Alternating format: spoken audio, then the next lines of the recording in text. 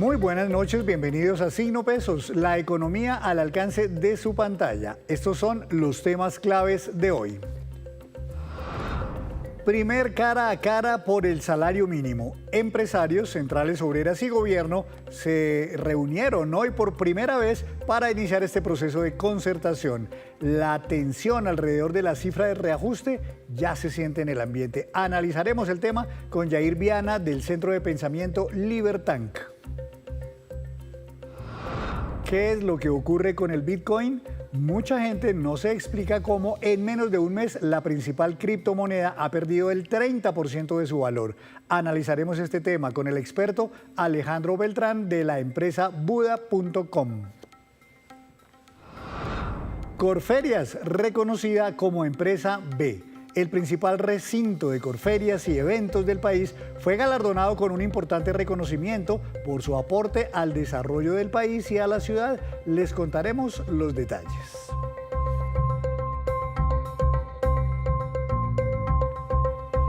Y comenzamos esta emisión de Signo Pesos hablando del salario mínimo, porque hoy se registró la primera citación del Ministerio de Trabajo a los empresarios y a las centrales obreras para dar inicio a ese proceso de cada año en que se busca llegar a un acuerdo sobre el incremento a esta remuneración. María Fernanda Tarazona nos cuenta qué pasó en este primer acercamiento.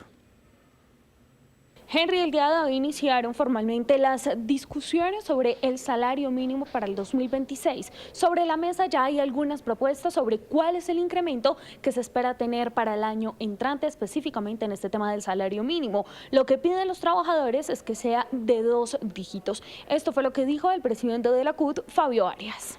El gobierno propuso el 11, obviamente que nosotros vamos a proponer mucho más, ¿sí? Y como de pronto no puede ser de un solo porrazo, sí podríamos estudiar un plan ascendente para los próximos años.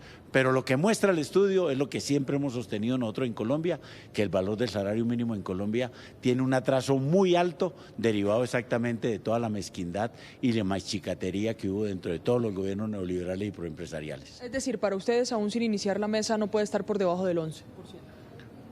Por supuesto que no. Los empresarios, por su parte, calificaron esta propuesta de irresponsable y dicen que la economía de las empresas no está preparada para tener un incremento de 2 dígitos en cuanto al salario mínimo del 2026.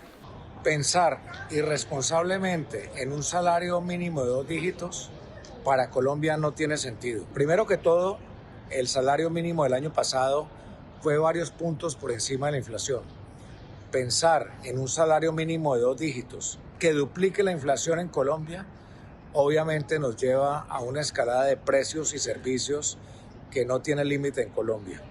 Creemos que es una gravísima equivocación por parte de las centrales obreras y del gobierno pensar en 2 dígitos. Esto se indexa a precios y servicios, donde básicamente sale lo comido por lo servido. Entre tanto, el Gobierno Nacional tendrá algunas consideraciones en este diálogo en torno al incremento de este salario mínimo para el 2026. Esto fue lo que dijo el ministro de Trabajo, Antonio Sanguino. Hay que aclarar, el concepto de salario vital y su medición desde la OIT no es un referente para la discusión, es un planteamiento aspiracional de lo que debería, en términos ideales, tener una familia para garantizar sus condiciones mínimas de dignidad desde el punto de vista de sus ingresos o derivado de sus ingresos. Y ese es un insumo para el debate porque, por supuesto, la Comisión de Concertación, como su nombre lo indica, es una comisión para concertar el salario mínimo y sus incrementos. El 1 de diciembre se tendrá el inicio de las discusiones entre el gobierno, los trabajadores e incluso los empresarios para poder llegar a un acuerdo sobre esa cifra de cuánto subirá el salario mínimo en 2026. Gracias a María Fernanda. Pero, ¿cuáles son las implicaciones del reajuste al salario mínimo para las empresas y para la misma economía? Para analizar este tema, saludo a Yair Viana, director de Investigaciones Económicas del Centro de Pensamiento Libertank. Yair, buenas noches, bienvenido a Signo Pesos. Hola Henry, buenas noches, muchas gracias por la invitación. ¿Cómo ve usted el ambiente esta vez en que ya mire usted, muy temprano las centrales obreras, el mismo gobierno, han dejado entrever lo que serían sus propuestas sobre este incremento muy por encima de la inflación al salario mínimo para el próximo año? Principalmente es una desdibujación de la realidad económica de nuestro país. Nuestro país está compuesto en un 96% del tejido empresarial de micro y pequeñas empresas, empresas unipersonales de 3, máximo 10 personas. Es el 96% de nuestro tejido empresarial. Lo otro es que el salario mínimo no obliga a que los empresarios le paguen esa remuneración a los trabajadores. El salario mínimo es la prohibición de trabajar por debajo de esa remuneración de manera formal. Es decir, que entre más alto es el salario mínimo, más barreras tienen los informales y los desempleados para podérselo ganar. Nuestro país tiene 22 millones de trabajadores, de los cuales el 50% son informales. Esa medida de un salario mínimo de 2 dígitos, 11% como número base, lo que haría es dificultarle aún más a esos 11 millones de trabajadores informales que se puedan vincular de manera formal al mercado laboral en nuestro país, lo que generaría entonces un mayor rezago en términos de precariedad laboral, formalización y impide que nuestras empresas puedan crecer y desarrollarse. Algunas empresas, y como usted lo dice, especialmente pequeñas, han señalado que ya este año tuvieron un golpe duro con los incrementos de los costos laborales derivados de la nueva reforma laboral. ¿En verdad las empresas están, digamos, agobiadas con tanto sobrecosto, sobre todo en términos laborales?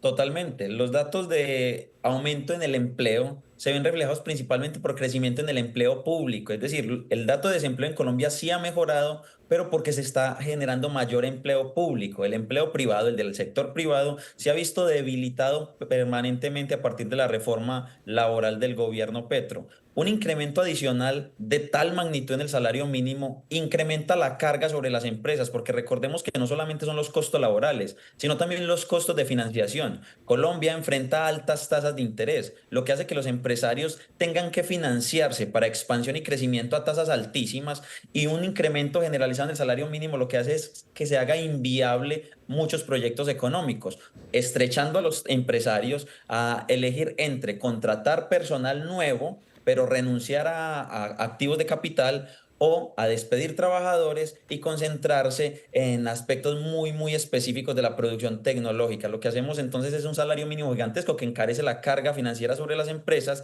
dificultando la formalización laboral y el crecimiento de las empresas. Gremios empresariales como FENALCO, por ejemplo, han explicado que si el incremento al salario mínimo es muy desbordado, será mucho más difícil que el Banco de la República baje las tasas de interés como lo viene pidiendo el mismo gobierno. ¿Qué relación tiene? ¿Por qué un incremento muy grande al salario mínimo puede frenar esas aspiraciones en el Banco de la República? Lo primero es que los incrementos en los costos de producción, el trabajo es un costo adicional en la producción de cualquier empresa. Lo primero es que se hace es transmitirlo a los precios, es decir, las empresas intentarán las que puedan transmitir el incremento del salario directamente a los precios de los bienes y servicios que venden, lo que generaría presiones al alza en el nivel de precios general de nuestra economía. Con unos precios más altos, el Banco de la República se ve obligado a mantener tasas altas o incluso a aumentar las tasas de interés, lo que nos mete en un círculo completamente tóxico de incremento de tasas, aumento de costos y aumento de precios. Es decir, que los incrementos generalizados del salario mínimo muy por encima de la inflación y la productividad, recordemos que la inflación en Colombia cerrará alrededor del 5% y la productividad alrededor del 1,2%, estamos hablando del doble. Ese incremento del doble lo que hace es obligar a que los empresarios, las empresas puedan transmitir ese incremento en sus costos directamente a los precios, porque al final del día todos los costos los termina pagando el consumidor. Pues no veamos solamente la parte del salario. Sí, muy bueno que aumenten el salario mínimo, pero recordemos que los que se la ganan es una pequeñísima parte del mercado laboral, pero los que se verán afectados por los incrementos de precios es la totalidad de los ciudadanos. Paradójicamente, entonces, y de acuerdo con sus razonamientos, esos miles de colombianos, quizá millones, que están en las calles buscando el sustento a través de la informalidad, van a tener cada vez más dificultades para aspirar a un puesto ya formal en una empresa con todas las prestaciones. Totalmente. Recordemos que el salario mínimo se negocia entre, primero, representantes de las empresas. Son empresas muy grandes que pagan mucho más que el salario mínimo. Lo otro, los representantes de los trabajadores, los gremios sindicales, los sindicatos. Ningún sindicalista que se sienta en esa mesa se gana el salario mínimo. Y los representantes del gobierno. Ningún representante del gobierno se gana el mínimo o tal vez nunca se lo ha ganado. Y están dejando por fuera a las personas que verdaderamente les importa y se ven afectadas por los incrementos del salario mínimo, que son los desempleados y los informales. Es decir, que el salario mínimo se está negociando entre personas que no lo ganan, que no lo pagan y que no les importa, dejando por fuera a los que lo necesitan, no lo ganan y además son los que más les importan, que son los desempleados y los informales. Estos serán los que se verán más afectados por los incrementos del salario mínimo. Algunos expertos dicen que ya este mecanismo de concertación laboral, lo que llaman una comisión tripartita de gobierno, empresarios y centrales obreras, se ha deteriorado ya, se ha desgastado, como que ya está mandado a recoger un poco, porque al final de cuentas, dicen algunos, el gobierno termina imponiendo su voluntad y más en una época como estas que es preelectoral. ¿Usted cree que debería haber otro mecanismo, quizás mucho más técnico, para poder definir ese incremento al salario mínimo cada año? Claro que sí, la modernización del mercado laboral implica llevar y desagregar a quienes les importa el salario mínimo. Algunos países ya han optado por salarios mínimos diferenciales por regiones o por sectores económicos, porque la productividad del sector construcción no es la misma que la del sector comercio. La leche no tiene el mismo precio en La Guajira que en Antioquia o en Cundinamarca. El trabajo es otra mercancía y como es otra mercancía, se ve obligada a cumplir las leyes de la oferta y la demanda que varía de lugar a lugar. Así que mecanismos como salarios mínimos fijados por regiones o por sectores económicos tienden a tener un mejor resultado que salarios mínimos rígidos a nivel nacional, fijados a partir de criterios políticos cero técnicos. Cuando se hacen comparaciones de salarios mínimos en diferentes países, se ha dicho muchas veces que Colombia tiene uno de los salarios mínimos más altos, medidos, digamos, en dólares y comparable con otros países similares al nuestro. ¿Eso es cierto? ¿Colombia tiene un salario mínimo muy elevado? Cuando se compara el salario mínimo, lo comparamos directamente con el salario promedio o el salario habitual que ganan los colombianos. El salario más frecuente en Colombia es 1.160.000 pesos, es decir, que la inmensa mayoría de colombianos reciben un ingreso mensual de 1.160.000, pero cuando el salario mínimo es de 1.400.000, está muy por encima de lo que realmente produce un colombiano promedio. Lo que hace entonces que esa diferencia en productividad deje por fuera a cientos de miles, en este caso a 11 millones de colombianos de la formalidad. Nuestro salario mínimo no solamente es altísimo, sino que nuestra productividad laboral es muy, muy baja, principalmente por las dificultades para tecnificar el empleo y las empresas a partir de barreras impositivas altísimas y dificultades comerciales internas. Lo que necesitamos es un país con mayor tecnología, más abierto al mundo, con mayor facilidad y de libre contratación y un salario mínimo que se amoldee a la realidad económica del país. No podemos fijar un salario mínimo como el de Dinamarca cuando tenemos un país con la productividad de Cundinamarca, que es así de pequeña. Cuando miramos entonces cuáles son digamos, las opciones de incremento y los parámetros que se deben tener en cuenta, pues muchos dicen o recomiendan, Fedesarrollo, por ejemplo, ANIF también, que ojalá el reajuste sea lo más pegado a la inflación con que termine este año.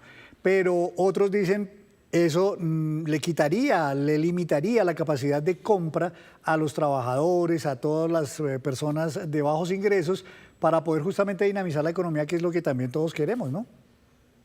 Al menos lo que se busca es que no haya una afectación severa sobre el mercado laboral y el empleo, y también sobre el sector empresarial. Una medida razonable sería la inflación, al menos 5%, más la productividad total de los factores, 1.2. Estaríamos hablando de un incremento del 6.2%. Sería algo razonable para iniciar la negociación. Pero cuando arrancamos con el doble, el 11%, no solamente estamos desdibujando la realidad económica de nuestro país, sino que estamos atentando directamente contra la estabilidad laboral de cientos de personas que ante incrementos del salario mínimo quedarían por fuera, porque su productividad no compensa el costo adicional de la nueva nómina. Al final de cuentas y después de todo ese análisis, ¿usted cree, don Yair, que sea posible este año un acuerdo, digamos, medianamente sensato alrededor del salario mínimo? ¿O cree que esto va a terminar, como muchas otras veces ha pasado, yéndose por decreto y el gobierno fijando a su criterio lo que será la nueva remuneración? Desde la primera mesa de negociación del día de hoy se ve que no hay nada concreto ni nada razonable. Seguramente ignorarán la postura de los empresarios y de los gremios empresariales y se fijará un salario mínimo de manera arbitraria vía decreto, como se ha hecho históricamente en Colombia. Nuevamente lo que vemos es que la mesa de concertación del salario mínimo es una pantomima nacional, porque al final del día es un criterio político el que puede decidir en cuánto se fija el aumento. Así que ojalá se pueda llegar a una concertación, pero lo más probable es que se fije vía decreto y genere próximos daños en la economía en el futuro. Bueno, pues estaremos entonces muy atentos al transcurrir de estas negociaciones que cada año pues captan tanta atención del país, pero al final de cuentas muchos terminan también desencantados. Muchas gracias, Yair, por las explicaciones y por estar en Signo Pesos. Hasta luego, Henry. Muchas gracias a todos y un abrazo al equipo. Gracias, señor. Hacemos así una breve pausa, pero cuando regresemos espere un comparativo entre países de la población que tienen y que ha sido nacida fuera de sus fronteras. Ya nos vemos.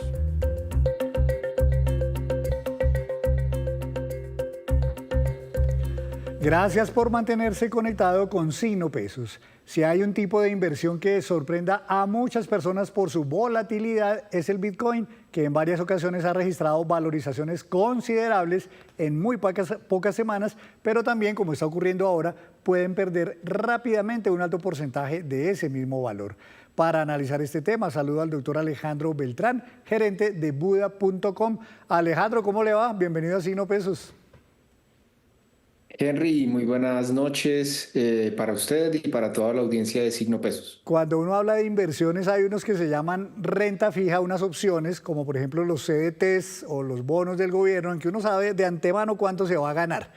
Pero cuando uno habla de acciones, de ETFs o de criptomonedas, por ejemplo, se llama renta variable precisamente porque hay volatilidad. ¿Qué es esto de la volatilidad y por qué en algunos productos se puede dar, digamos, mucho más intensamente que en otros? Bueno, los activos de renta variable se caracterizan por estar sujetos a la oferta y demanda del mercado, y estos activos están sujetos a las prospecciones futuras de su valor basado en diferentes componentes, como por ejemplo en el caso de las acciones, se espera que las acciones de una compañía estén sujetas a sus utilidades futuras y eso se traduzca en el valor presente de la acción. Entonces, todo lo que ocurre con la renta variable, como es el caso de las divisas, por ejemplo, las divisas que ocurren si una economía está fuerte o no, pues la divisa puede estar también en un valor aproximado hacia arriba o hacia abajo. Estos valores se definen por las expectativas futuras que tiene el activo hoy en día. Entonces, en el caso de la renta variable, pues son activos que se caracterizan por tener alta volatilidad, pero tienen una volatilidad relacionada a una expectativa de mayor retorno. Por ende, pues los activos de renta fija tienden a tener un menor riesgo, pero una menor rentabilidad, y lo que ocurre con la renta variable es que hay una mayor volatilidad, pero una expectativa de mayor valorización. Pues si quisiéramos hablar gráficamente de volatilidad, creo que esta gráfica, que es del Bitcoin y corresponde a todos los movimientos que ha tenido durante este año, pues lo reflejan claramente. Mire usted cómo a comienzos de enero la criptomoneda empezó por ahí en niveles de 100.000, ha caído a niveles de 80.000, llegó varias veces a niveles de 125.000 y mire usted cómo en más o menos un mes llegó otra vez a niveles de $85.000. ¿Esta volatilidad es, digamos, normal para el Bitcoin históricamente o este año realmente ha sido mucho más volátil la criptomoneda que en otras ocasiones? Bueno, en efecto es una característica muy normal de Bitcoin desde su nacimiento, es un activo con una alta volatilidad y correcciones fuertes.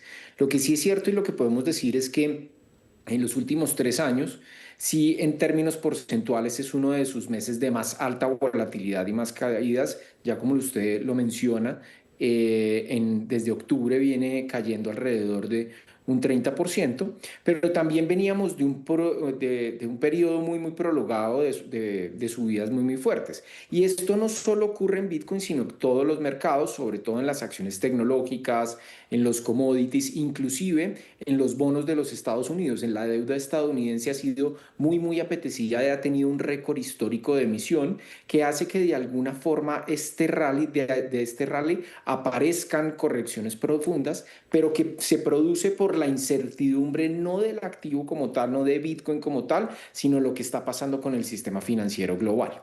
Pues algunos dicen que efectivamente este último mes ha sido de los peores meses que ha tenido el Bitcoin en cuanto a caídas muy pronunciadas. Pero al margen de esto, las razones que hay detrás, ¿cuáles pueden ser? De pronto muchos grandes inversionistas que compraban Bitcoin se desencantaron, ya no les interesa. ¿O qué razones hay detrás de estas caídas y de esta volatilidad general? Porque en otras ocasiones también ha subido muy rápidamente.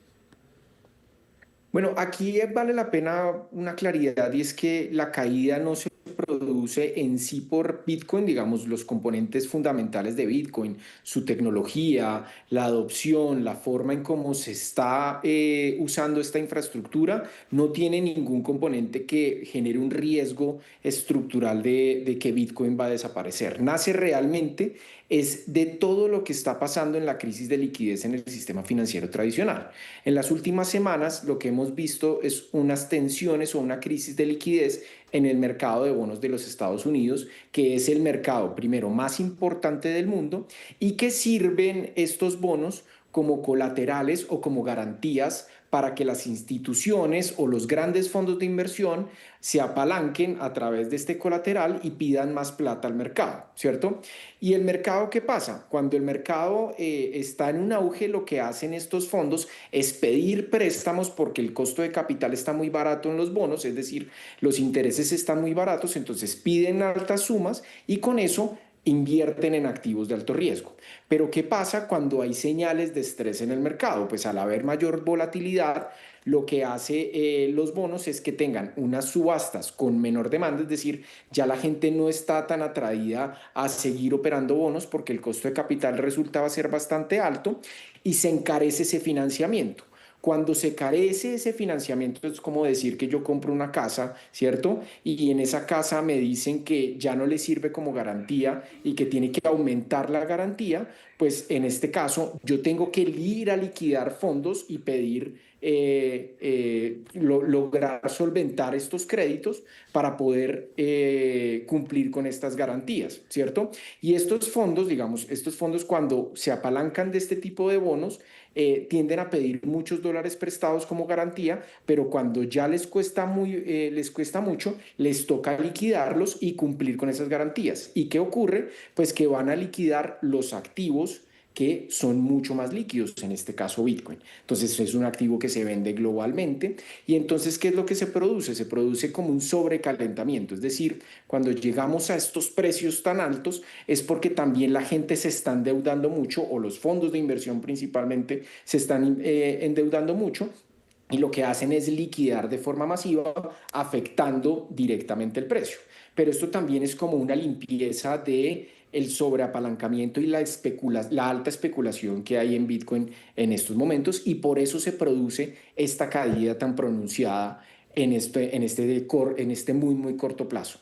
Pues con estos niveles a que ha caído cerca de 84, 85 mil dólares el Bitcoin, muchos pequeños inversionistas han entrado en pánico y están vendiendo porque temen que pueda seguir bajando.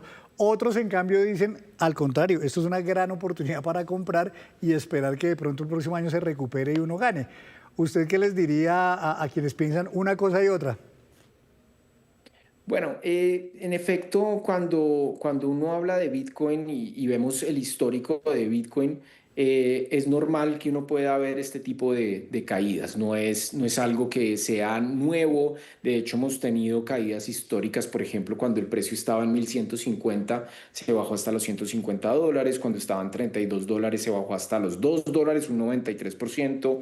En 2020 bajó de 20.000 a 3.000. Y hemos tenido una multiplicidad de caídas. Entonces, para los usuarios antiguos no es una novedad que esta volatilidad de Bitcoin sea inherente al activo, es decir, cuando vemos que los activos tecnológicos suben de una forma desproporcionada, pues también la proporción de correcciones de la toma de utilidades en el corto plazo también ve esa misma volatilidad. Y pues si bien nadie puede predecir, digamos, un precio exacto, lo que sí podemos es analizar este proceso de muy, muy corto plazo. Cuando hay estas tensiones de liquidez en los mercados globales, usualmente pues hay una etapa como de desapalancamiento. ¿Qué quiere decir? Que se reduce la deuda de las posiciones que hay en institucionales, y esto pues obviamente genera el movimiento brusco de muy corto plazo, ¿cierto?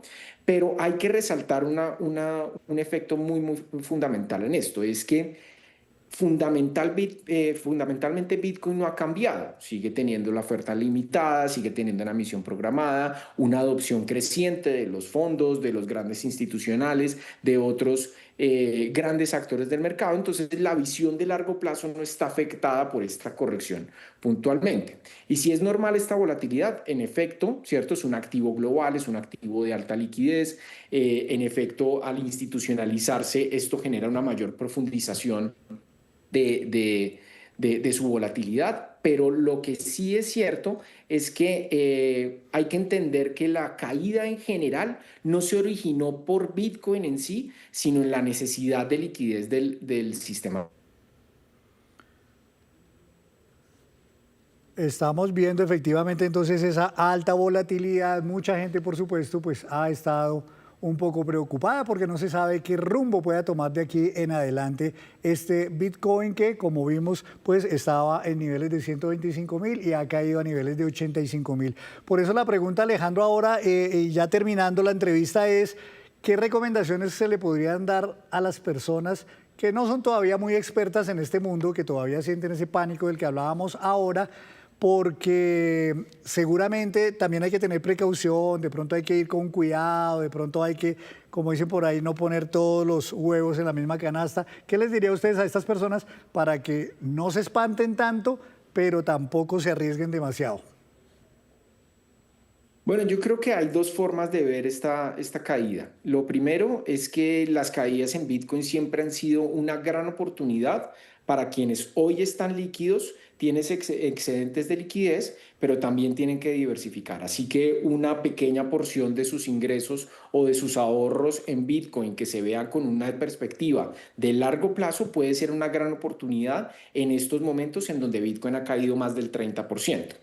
Segundo, hay que entender nuevamente y de forma insistente que la caída no se originó por Bitcoin per se, sino en la necesidad de la liquidez del sistema financiero global, y eso ayuda de alguna forma a que se baje la ansiedad frente al activo, ya que el activo no va a desaparecer por sus fundamentales siguen siendo muy sólidos, y entonces no hay, digamos, este afán de que las personas piensen que el activo va a desaparecer.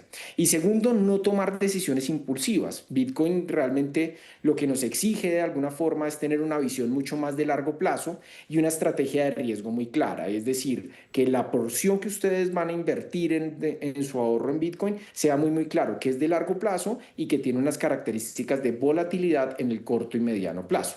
Y tercero, y también muy, muy fundamental, es que si alguien decide participar de esto, obviamente debe hacerlo con pleno conocimiento, tratar de educarse. Nosotros en Buda.com tenemos una academia que es la academia Buda.com, 12 capítulos muy corticos para entender Bitcoin y con montos responsables y usando obviamente plataformas que sean confiables dentro de este proceso. Lo importante es que Bitcoin hoy en día es una tecnología monetaria muy, muy robusta y que como cualquier activo con una alta adopción global y un activo digital, un activo que hoy en día está regido por los datos, vive ciclos de liquidez y de desapalancamiento que hay que saber interpretar. Entonces, bajarles un poco la ansiedad y no tomar decisiones impulsivas que impliquen de alguna forma muchos riesgos para su portafolio. Pues Alejandro, queda uno más tranquilo entendiendo lo que hay detrás de esta caída en el Bitcoin y seguramente que mucha gente entonces puede ver ahora las cosas con una mejor perspectiva. Gracias, Alejandro, por ayudarnos a entender el tema y estar aquí en Signo Pesos, muy amable. Henry, muchas gracias por la invitación y un saludo a toda la audiencia. Espero que pasen muy buena noche.